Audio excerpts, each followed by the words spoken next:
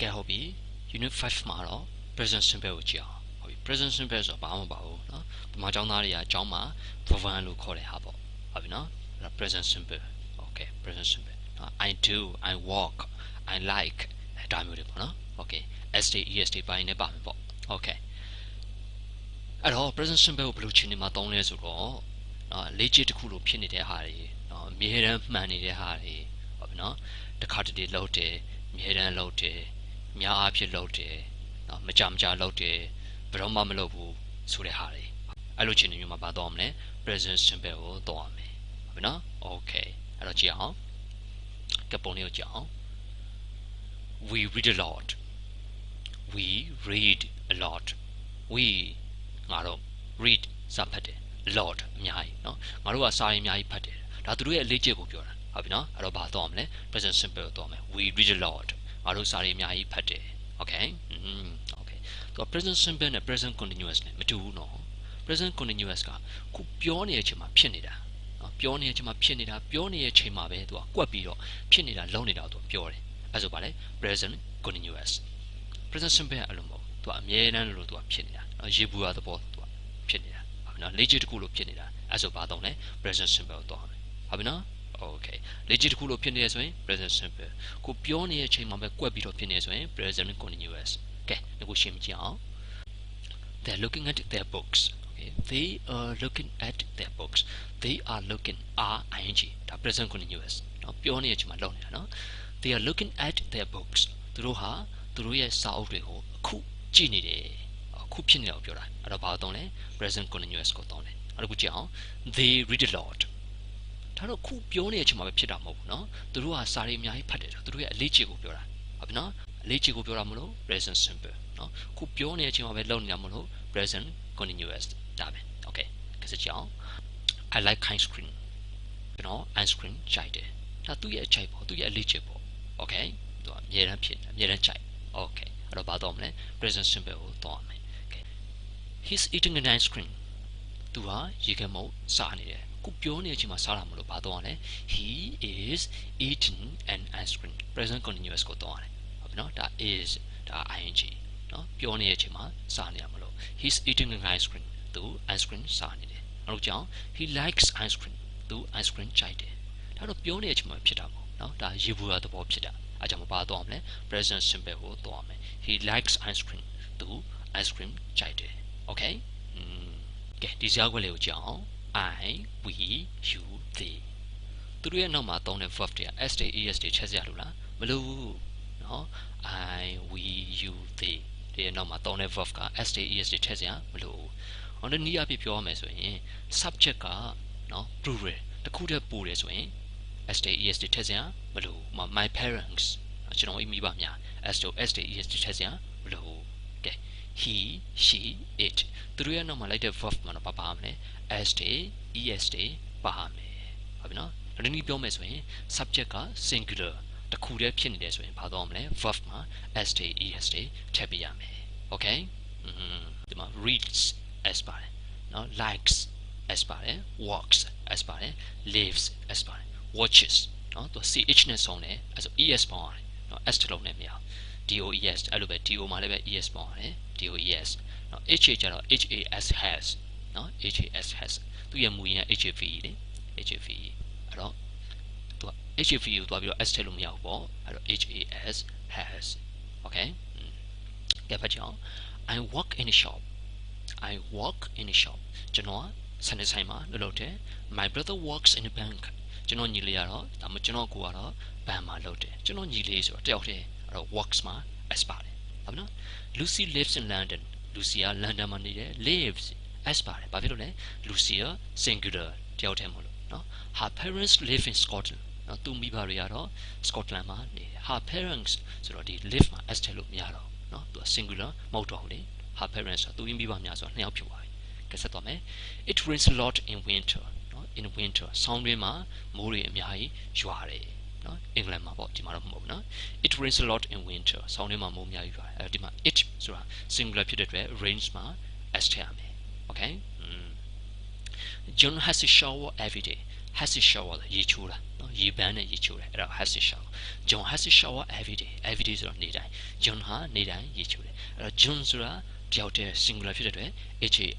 has ကိုတော့မယ် have ကိုတော့လို့မရဘူးဟုတ်နော် okay ကဲရေပန်းနဲ့ရေချိုးရဆိုဘယ်လိုလဲ have a shower တကယ်အဲ့လိုမျိုးနဲ့ကိုကရေကဟောပေါ့ဒီရေချိုးကန်ရင်ဒီမှာကိုကဆင်းစိတ်ပြီးတော့ချုံမယ်ဆိုရင် have a bath နော်ရေပန်းနဲ့ချိုးရဆိုရင် have a shower ကန်ထဲမှာဆင်းစိတ်ပြီးချိုးရဆိုရင် have a bath okay have မတော့ရင် take တော့လို့ရတယ် take shower ဒါမှမဟုတ် take a bath okay နောက်တစ်ခုကဒီ verb တစ်ခုက Korea တစ်ခုက s day sh day ch day နဲ့ဆုံးမယ်ဆိုရင် s ပေါင်းလို့မရတော့ es ပေါင်းရမယ်ဟုတ်ပြီနော် pass es ပေါင်းတော့ passes finish es ပေါင်းတော့ finishes watch es ပေါင်းတော့ watches ဒါမှနော် s နဲ့ဆုံးတယ် sh နဲ့ဆုံးတယ် ch နဲ့ဆုံးတယ် s ကို es တွေပေါင်းပြရမယ် s ပေါင်းလို့မရဘူးနောက်တစ်ခုက y နဲ့ဆုံးတယ်ဆိုရင် Korea တစ်ခုက y နဲ့ဆုံးတယ်ဆိုရင် y နေရာမှာ i ထည့်ပြီးတော့မှ es ကိုပေါင်းရမယ် study study y နေရာမှာ i ထည့် es ပေါင်း studies tr y နေရာမှာ i ထည့် es ပေါင်း tries နော်နောက်တစ်ခုက do ဆိုရင် es ပေါင်း do dos does go goes goes ဒါမလား okay ကဲဟုတ်ပြီနမူနာပြကြရစကြအောင် I like big cities နော် I like big cities နော် cities ဆိုပါလေမြို့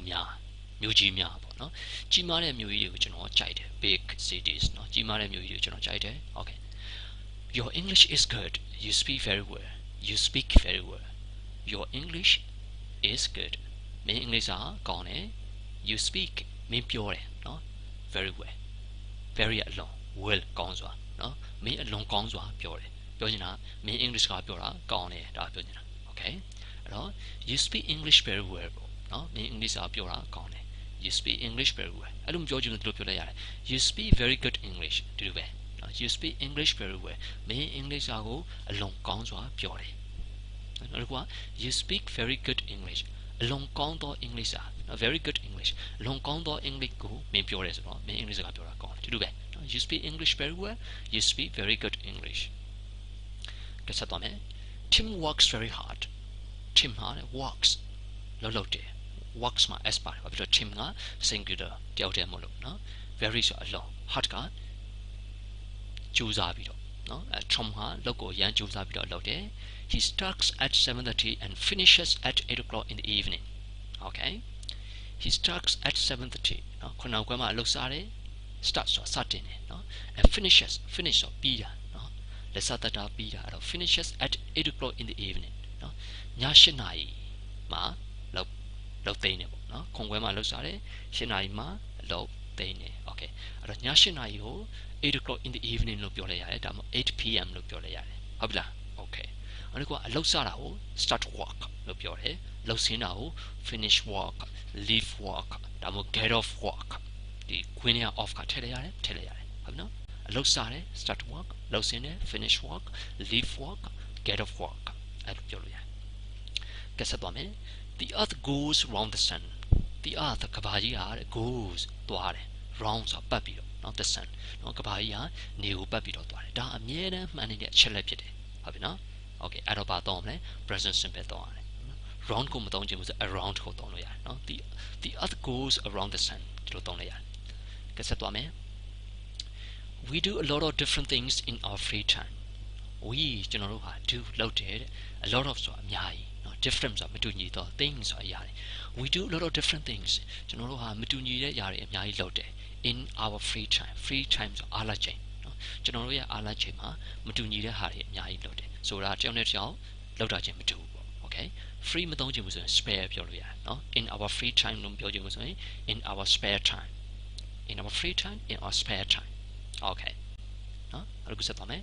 it costs a lot of money to visit the hospital it costs ပိုက်ဆံတွေအများကြီးကုန်တယ် sorry it costs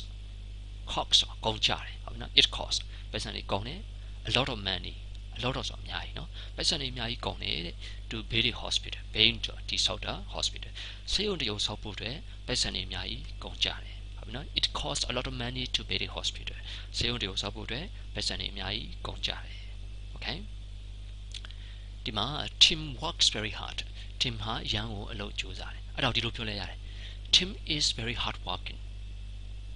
ဒီလိုပဲ နော် Tim works very hard ဒါမှမဟုတ် Tim is very hard working okay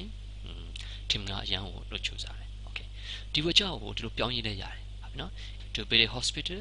ဆေးရုံတွေကိုဆောက်ခြင်းဟာ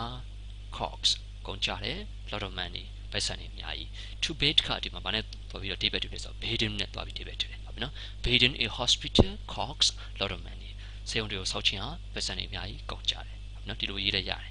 နော် to build လို့ရေးလဲရတယ် building လို့ရေးလဲရတယ် okay ဒါပေမဲ့ to build လို့ရေးတာတဲ့ဒီ it cost lot of money to build လို့ရေးတာပို့ပြီးတော့ကောင်းတယ်နော်ပို့ပြီးတော့ဖတ်ရတာအဆင်ပြေတယ်ပေါ့ကဲဟုတ်ပြီနောက်တစ်ခုကဒီ adverse of frequency ပေါ့ adverb ဆိုတာတော့ adverb ပေါ့နော် Kriya ဝိသေသနာနော် frequency ဆိုတာအကြိမ်အရေအတွက်နော်အကြိမ်အရေအတွက်ကိုပြတဲ့ adverb တွေကိုကြည့်အောင် always မြဲတမ်း never ဘယ်တော့မှ often မကြမကြ usually များအဖြစ် sometimes တစ်ခါတည်းဒါတွေကိုဘယ်လိုခေါ်လဲ adverse of frequency အကြိမ်အရေအတွက်ကိုပြတဲ့ adverb တွေလို့ခေါ်တယ်ဟုတ်ပြီနော်အဲ့တော့သူ့ကိုဘယ်နေရာမှာထားလဲပေါ့နော်ဒီ adverb ကိုပဲမှာထားလိုက်ကြည့်အောင်ဒီမှာကြည့် main verb ရဲ့ရှေ့မှာထားတယ်နော်နောက်တစ်ခုကဒီမှာကြည့် verb to be ရဲ့နောက်မှာထားတယ်နောက်တစ်ခုက helping verb ရဲ့နောက်မှာထားတယ်ဟုတ်ပြီနော်ဒီ adverse of frequency ကိုဘယ်မှာထားလဲများအဖြစ်နော် main verb ရဲ့ရှေ့မှာထားတယ် verb to be ရဲ့နောက်မှာထားတယ် helping verb ရဲ့နောက်မှာထားတယ်ဟုတ်ပြီနော် okay ကဲကြည့်အောင် Sue always gets to work early နော် gets to work နော် gets to ဆိုတဲ့နေရာမှာ arrives at နဲ့တူပဲရောက်ရှိသည်နော်ဒါပြောတာရောက်ရှိသည်နော် Sue always gets to work early Sue ဟာတဲ့အမြဲတမ်း gets to work အလုပ်ကိုရောက်တယ် early ဆိုတာစောပြီးတော့နော် Sue ဟာအမြဲတမ်းအလုပ်ကိုစောစောရောက်တယ်နော် gets to work လို့မပြောချင်ဘူးဆိုရင် arrives at work လို့ပြောလိုက်ရတယ်နော် I never eat breakfast